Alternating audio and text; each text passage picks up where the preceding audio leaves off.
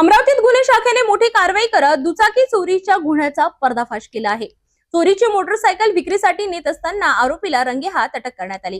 अमरावती शहरात दुचाकी चोरीच्या वाढत्या घटनांच्या पार्श्वभूमीवर पोलीस आयुक्त राकेश ओला यांच्या आदेशानुसार गुन्हे शाखा सतर्क झाली आहे। पोलीस निरीक्षक संदीप चव्हाण यांच्या नेतृत्वाखालील पथकाने गुप्त माहितीच्या आधारे सापळा रचला। मिळालेल्या माहितीनुसार एका संशयित इसम अमरावती बस डेपो परिसरातून सुंदरलाल चौकाकडे चोरीची मोटरसायकल विक्रीसाठी घेऊन जात असल्याची माहिती मिळाली होती।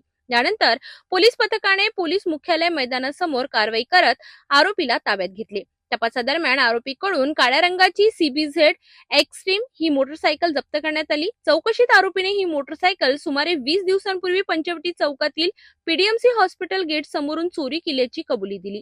या प्रकरणी गाडगेनगर पोलीस ठाण्यात दाखल असलेला गुन्हा उघडकीस आणण्यात पोलिसांना यश आले आहे। ताब्यात घेतलेला आरोपी मोहम्मद सुफियान युसुफ अली शाह वय वर्ष 24 राहणार साबनपुरा असा आहे। आरोपीकडून 20,000 रुपये किमतीचा मोटरसायकल जप्त करण्यात आली असून पुढील तपास गाडगेनगर पोलीस करीत आहेत।